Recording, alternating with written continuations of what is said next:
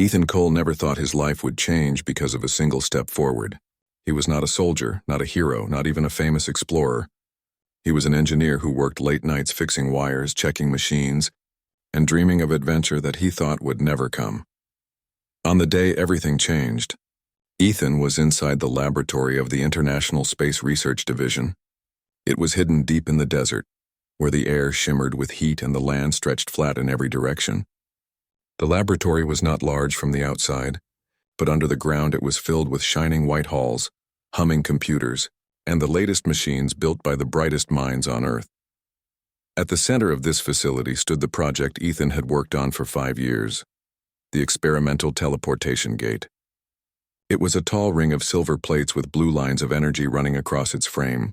The idea was simple in theory: step inside the ring and move instantly to another location. But in practice it was extremely dangerous.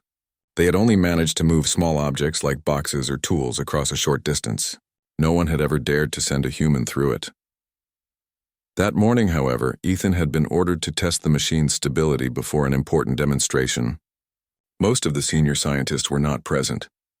Ethan, being careful yet curious, had stayed behind after the checks to run one more personal test. He stood in front of the humming gate, its blue light glowing like a pool of water standing upright.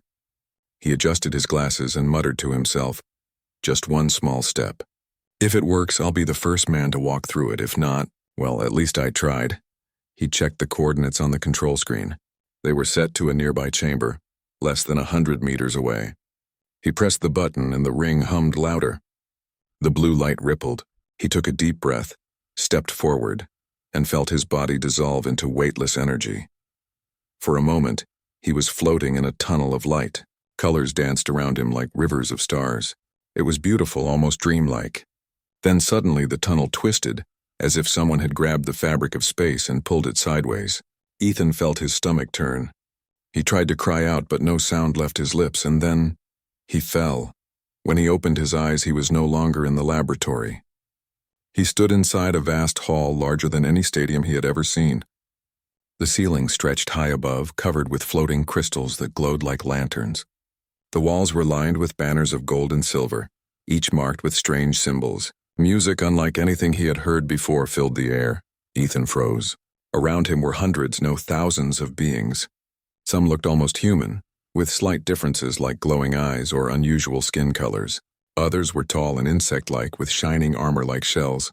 Some floated without wings, wrapped in cloaks of light. Every one of them was dressed in elegant robes or formal uniforms. The hall was filled with chatter, laughter, and the hum of anticipation. At the far end stood a raised platform, decorated with shining flowers that seemed alive. At its center was a tall golden throne. Ethan's mouth went dry. This isn't the lab. Before he could move, 2 guards in silver armor approached him. They had long spears that glowed at the tips. Their faces were hidden behind smooth masks, but their movements were sharp and disciplined. One of them spoke in a language Ethan did not understand, then frowned at his confused look. The guard tapped a device on his wrist, and suddenly Ethan could hear words in English. "You are late, Ambassador. The ceremony is about to begin." "Ambassador? Ceremony?" Ethan's mind spun. He opened his mouth to protest, but the guards were already guiding him forward, gently but firmly, as if he truly belonged there. As he walked through the grand hall, Ethan tried to gather his thoughts. Somehow the teleportation gate had sent him not to the testing chamber, but to wherever this was, and now the aliens thought he was some kind of ambassador. The guests turned their heads as he passed. Some bowed politely. Others whispered to each other, their eyes shining with curiosity. Ethan kept his head down, praying he wouldn't trip over his own feet. Finally, the guards stopped near the raised platform. A group of attendants, their robes sparkling like starlight, gestured for Ethan to stand in a specific spot near the throne. He obeyed, too stunned to argue. A deep gong echoed through the hall, and the music quieted. The crowd turned as a procession entered from the opposite side of the hall.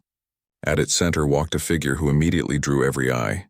It was a young woman, though clearly not human. She was tall and graceful, her skin a smooth shade of blue that shimmered under the light.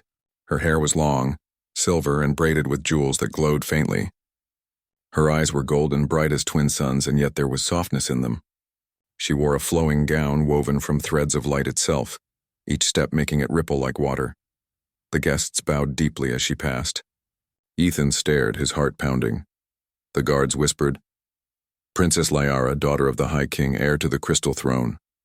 Princess. A royal wedding. A grand hall filled with alien nobles. Ethan's stomach dropped. He was standing at the front of the ceremony, in the groom's place.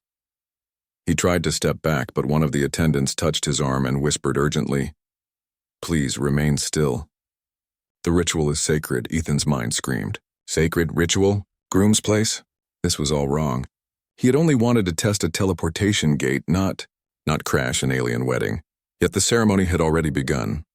The high priest, an elderly alien with a staff of crystal, raised his arms and spoke in a booming voice that echoed through the hall. The translation device hummed, and Ethan understood the words. "By the will of the stars, we gather to unite the princess with her chosen partner, so that the realms may be joined in harmony." The crowd cheered. Liara lifted her eyes, and for the first time they met Ethan's. To Ethan's shock, she did not look angry or surprised. Instead, there was curiosity in her gaze, almost a hint of amusement. She tilted her head slightly, as if trying to read his soul. Ethan felt his knees weaken. Oh no, they really think I'm the groom. And the princess? She doesn't seem to mind. He wanted to shout, to explain, to run, but the words caught in his throat. He was trapped in the most impossible situation of his life, attending an alien wedding by mistake, standing as the groom, and about to be bound by a ritual he did not even understand. The hall grew silent. The high priest raised the staff higher, crystals glowing brightly, and with a voice that shook the air he declared, "Let the binding vow begin." Ethan's heart raced. He had no idea what was about to happen, but he knew one thing for certain. Nothing would ever be the same again. The great hall was silent, so quiet that Ethan could hear his own heartbeat. Every eye was fixed on him and the princess. The high priest's staff glowed, and a circle of light spread across the floor around them. Ethan felt a strange warmth crawl up his legs, as if invisible threads were weaving around him. He tried to step back, but the light held him in place. He raised his hands nervously and whispered, "Wait, this is a mistake. I'm not supposed to be," but no one listened. The words were drowned under the chanting of the high priest and the hum of the crowd. Princess Liara stood calm and steady. Her golden eyes never left Ethan's face. There was something unreadable in her gaze. Was it curiosity, pity, or perhaps amusement? She didn't seem alarmed that her supposed groom was a confused human stranger. Instead, she looked as if she had been expecting something unusual all along. The ritual began. The high priest chanted words in a language older than stars, and the glowing circle tightened around Ethan and Liara. The attendants lifted bowls filled with shimmering dust, tossing the sparkling powder into the air. It floated down like soft rain, glowing as it touched their skin. "By the will of the cosmos," the high priest declared, "two souls stand united.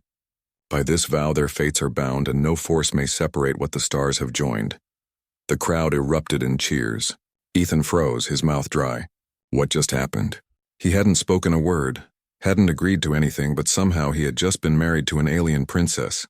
He wanted to argue, to shout that this was all wrong. But the warmth inside him told him that the vow was real. He could feel it, a thread, invisible yet strong, connecting him to the princess.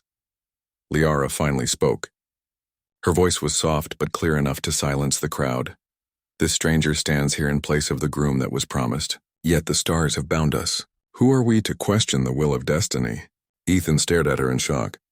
"She knows I'm not the real groom. Then why isn't she saying anything?" The guests murmured. Some nodded in agreement, others frowned in anger. Whispers of prophecy filled the hall. A stranger from the stars. The old writing spoke of him. Perhaps it is fate after all. But before the ceremony could end, a sudden commotion erupted at the far doors. The guards shouted as a group of tall, armored figures stormed inside. They wore black and red robes, their chests marked with the crest of a double sun. At their head marched a towering alien noble with sharp features and burning eyes. He carried himself with arrogance, his steps echoing across the hall. Behind him, dozens of soldiers followed. The guests gasped. The high priest lowered his staff. Even Liara's calm expression hardened. The noble raised his voice. This ceremony is a farce. The House of Vaynar does not recognize this union. He pointed at Ethan with a finger like a blade. That creature is no rightful groom. I was promised the princess. I am Lord Kalen of Vaynar, heir to the Crimson Throne, and I claim what is mine. The hall fell into chaos. Guests shouted. Guards moved into position and attendants trembled in fear. Ethan felt smaller than ever. He looked from Kalen to Liara, then back to the furious crowd. I think there's been a mistake, Ethan stammered, raising his hands. I'm not... But before he could finish, Liara stepped forward. Her voice cut through the noise like a blade. There is no mistake, she declared. The vow has been made. The stars have chosen. Ethan Cole is my husband. The crowd gasped again. Even Ethan's knees nearly buckled. What is she doing? Why would she defend me? Kalen's face twisted with rage. You dare insult me? You dare insult Vaynar? This marriage is a crime against our alliance. Liara lifted her chin, her golden eyes blazing. I would rather bind myself to a stranger than to a tyrant. The words struck the hall like thunder. Murmurs spread quickly. Some nobles nodded in secret approval, while others whispered warnings of war. Ethan wanted to hide behind someone, but instead he found himself standing beside the princess, his accidental bride. He whispered, "Why are you doing this? I don't belong here. I'm not even from this world." Liara turned her head slightly toward him, her lips curving into the faintest smile. Exactly, and that makes you different from all of them. Before Ethan could respond, Kalen slammed his fist against the floor, cracking the polished stone. This is treachery. I will not stand for it. Either you undo this false union, or Vaynar will declare war. The high priest raised his staff again, his voice deep and steady.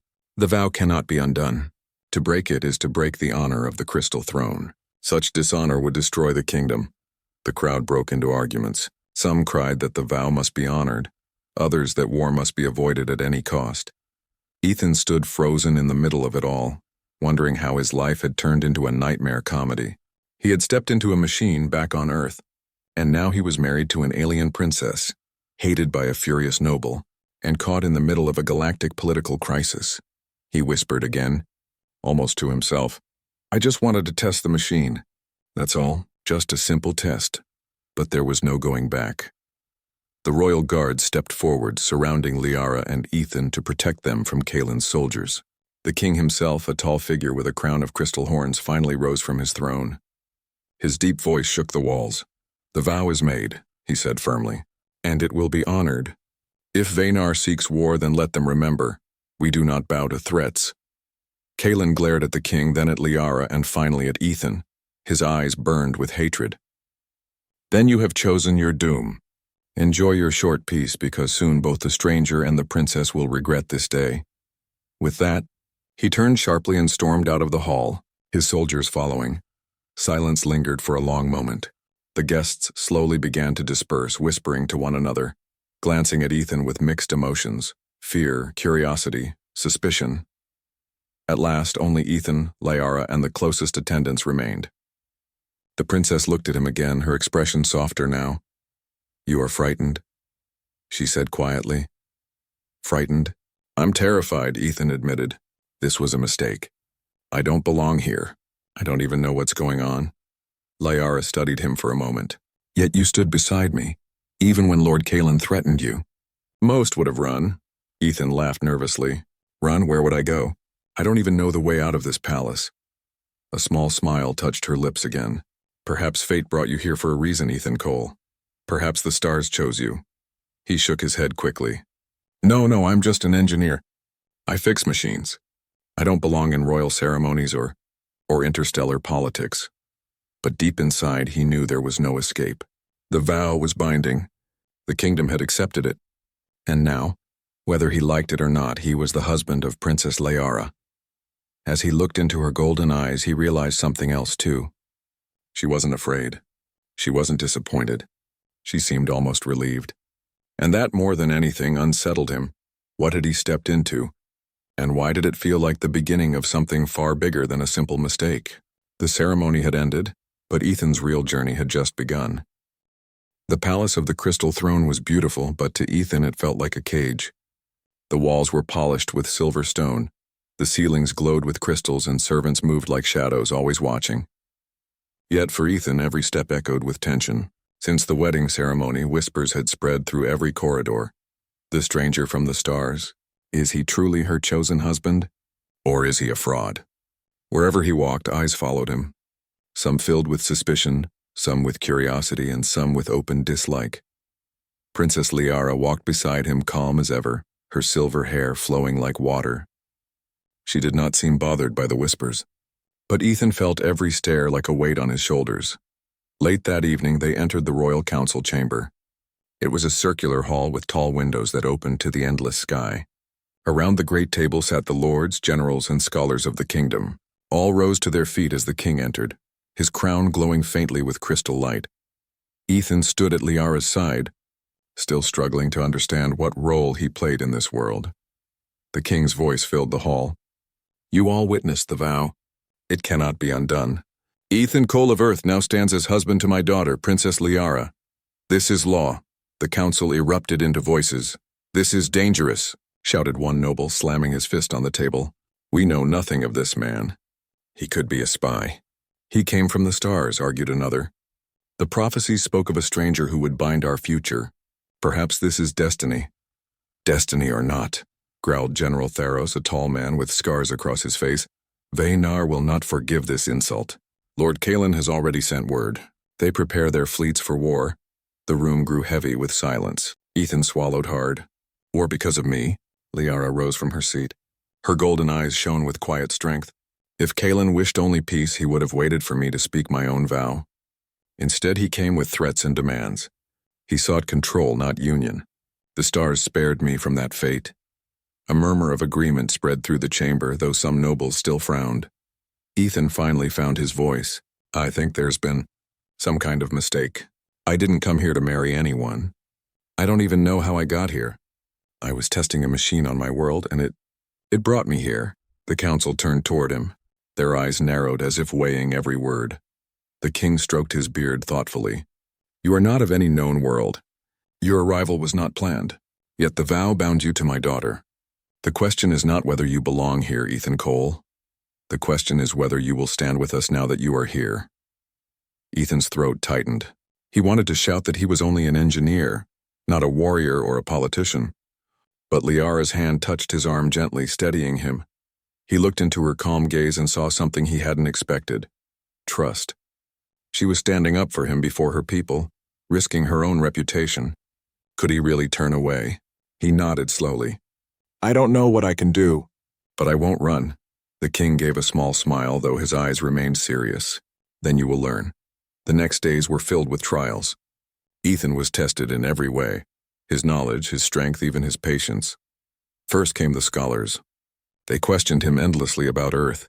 What was its size, its people, its technology? Ethan explained in simple words, speaking of oceans, forests, and cities of glass. He told them about airplanes and satellites, about books and stories. Some listened with wonder, others with doubt. One scholar scoffed, "Your world sounds weak. You admit you have no fleets, no star weapons. How can such a world survive?" Ethan smiled nervously. We survive because we're stubborn. We adapt. We make do with what we have. Next came the generals. They placed him in training yards, testing his reflexes. He was handed weapons he had never seen before. Blades of energy, staffs that shot bursts of light. He clumsily swung and missed, often landing flat on the ground. The soldiers laughed, but Ethan laughed with them. Guess I'm not exactly hero material, he admitted, rubbing his sore shoulder. Yet when the machines malfunctioned in the yard, Ethan stepped forward without fear. He opened panels, examined circuits, and adjusted wires. Within minutes, he had the devices working again, surprising the engineers. How did you do that? One asked. Ethan shrugged. Machines are the same everywhere. You just have to listen to them. Word of his small successes began to spread. He was not strong like a warrior, nor wise like a scholar. But he had something unusual, ingenuity. But not all were impressed. Lord Kalen's supporters grew louder in the court, calling Ethan a fraud and a danger. One evening, during a formal banquet, a noble challenged him openly. Prove yourself, stranger. If you are truly worthy of the princess, then face me in a test of honor. The hall fell silent. Ethan nearly choked on his drink. A test of honor? What kind of test?" The noble smirked. "A contest of the mind. You and I shall solve the puzzle of the shifting stones." A board was brought forth filled with glowing tiles that changed color each time they were touched. The challenge was to arrange them into a pattern before the tiles reset. Many nobles had failed before. The noble moved first, his hands swift, but he made mistakes and the board reset. He frowned in frustration. Ethan studied the board carefully. His engineer's mind saw the pattern hidden beneath the chaos. He touched the tiles slowly, watching how they reacted. Step by step, he arranged them until the board shone in perfect symmetry. The hall erupted in gasps. Ethan blinked in surprise. "Oh, I guess I got lucky." But Liara's smile told him it was more than luck. Despite these small victories, danger lingered. At night, Ethan felt uneasy in the palace. Once he found a shadow moving near his chambers. Another time, his food was switched at the last moment by a sharp-eyed servant. Not everyone wanted him alive. Liara noticed his worry. One evening, as they walked through the palace gardens, she spoke softly. "You must be careful. Kalen's pride is wounded. He will not rest until he proves you unworthy." Ethan sighed, staring at the glowing flowers around them. "I don't understand why you're defending me." "You barely know me. Why risk so much for a stranger?" Liara paused, her golden eyes reflecting the starlight. "Because I know what Kalen represents. A marriage to him would have chained me and my people. With you, there is no chain. You are not perfect, Ethan Cole, but you are free, and that is worth defending." Her words struck him deeply. He had always thought of himself as ordinary, but to her his very ordinariness was special. For the first time since arriving, Ethan smiled without fear. "Then maybe I can try to be worthy of that trust." Meanwhile, across the stars, Kalen prepared his armies. His fleets of black ships gathered in orbit, their weapons gleaming. To him, the insult of the wedding was unforgivable. He sent messengers across the galaxy, declaring that the kingdom of the Crystal Throne would pay for its betrayal. War was no longer a rumor. It was a storm waiting to break. Back in the palace, Ethan stood on the balcony beside Liara, gazing at the distant stars. He had come here by mistake, caught in a ritual he hadn't understood. But now he knew. His mistake had become a turning point for an entire world. The vow bound him to the princess. The kingdom looked to him with suspicion and hope, and the enemy prepared for war. Ethan whispered to himself, "I wanted adventure, but maybe not this much." Liara heard him and smiled faintly. "Adventure has already found you, husband of the stars." Ethan's heart pounded at her words. For the first time, he wondered if fate truly had chosen him. The morning sun shimmered over the Crystal Throne Palace, reflecting off the high towers and crystal spires like a million stars scattered across the kingdom. Inside, Ethan Cole sat quietly in a chamber with Liara, trying to focus his thoughts. Outside, the kingdom buzzed with activity.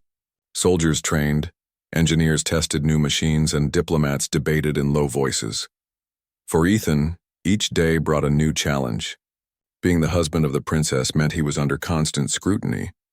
Every move, every word was observed, judged, and dissected by the court. He had survived the first trials of knowledge and skill, but the world outside the palace was far more dangerous. The day began with a sudden alarm. The royal engineers had discovered that a crucial defense system, a shield generator protecting the city, had malfunctioned. Without it, the city could not survive even a single attack from Kalen's fleets. Engineers tried desperately to fix it, but alien technology was unlike anything Ethan had studied. Machines made of crystal, powered by light currents instead of electricity, reacted unpredictably to traditional methods. "Let me try," Ethan said hesitantly. The engineers glanced at him skeptically. How can a human understand this?" "I fix machines," he replied simply. "If it works on Earth, maybe it can work here too." They reluctantly stepped aside. Ethan approached the glowing device, running his hands over the smooth surfaces. He examined the circuits, or what passed for circuits, and studied the energy flows. His mind worked like a puzzle, each piece fitting together in an unusual way. After a tense hour, a soft hum spread through the room. The shield generator lit up and a protective dome glimmered over the city. The engineers gasped. "How did you do that?" one asked. Ethan shrugged. "Machines are just puzzles.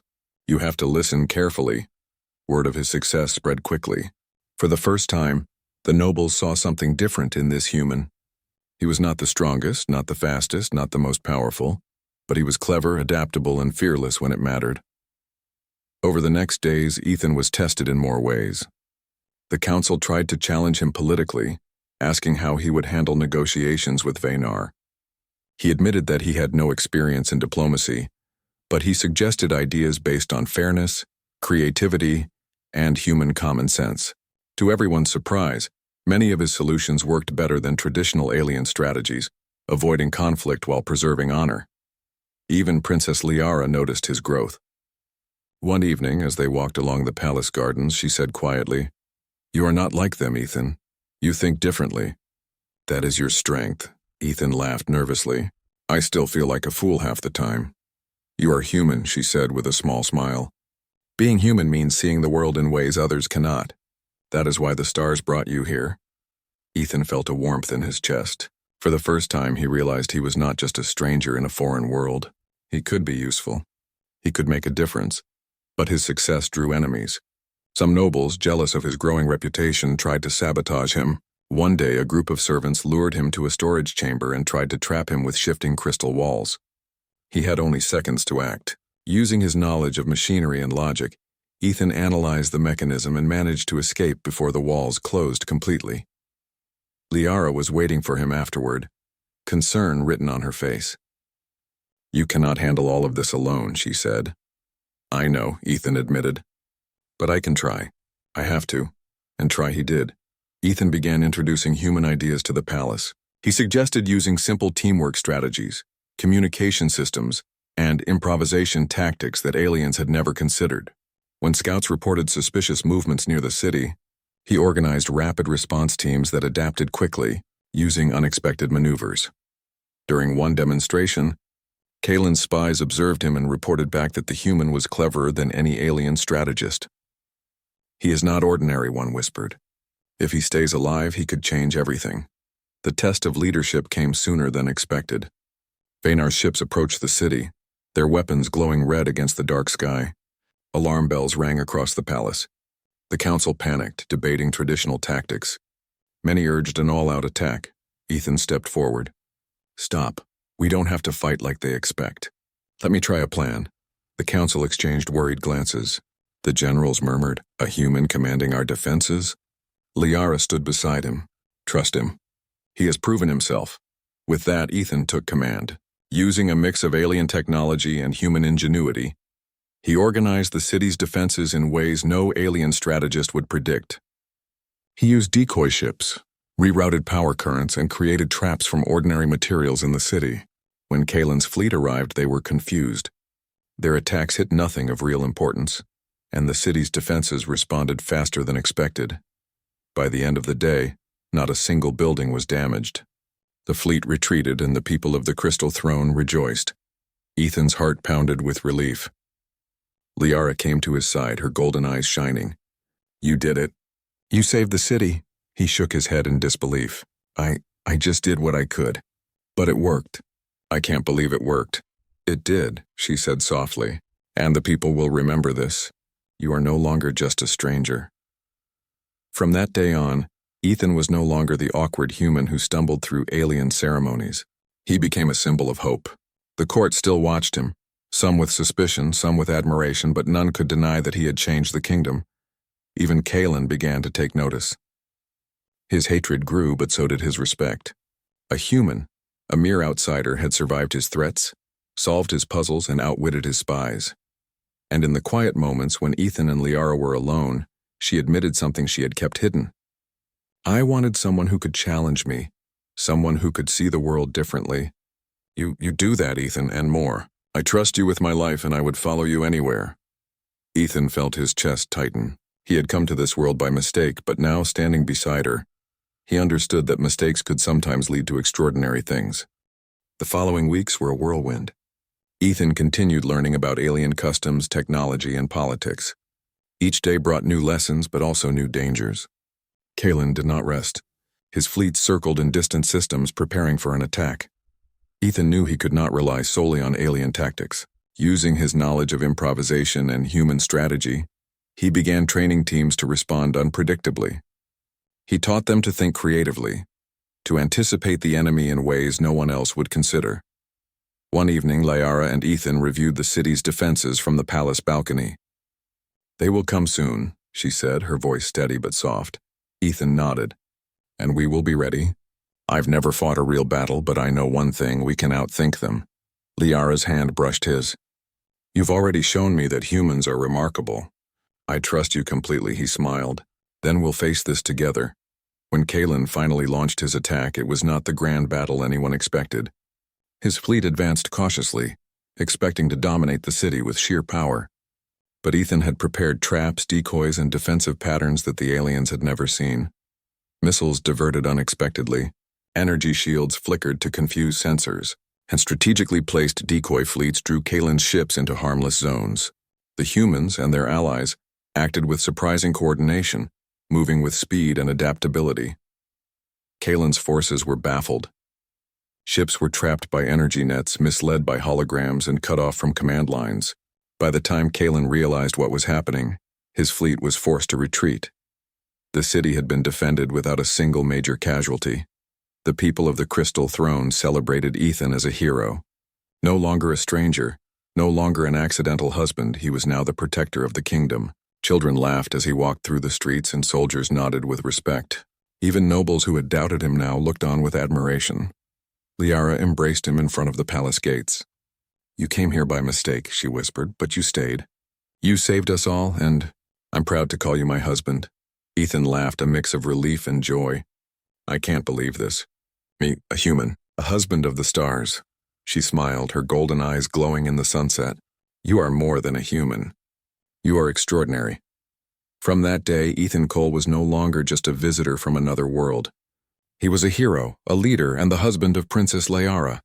Together, they ruled wisely, preparing the kingdom for the future, strengthening alliances and inspiring hope across the galaxy. The stars, which had once brought him here by accident, now shone as witnesses to a human's courage and ingenuity. And for Ethan, every challenge, every danger, every moment of fear had led him to one simple truth.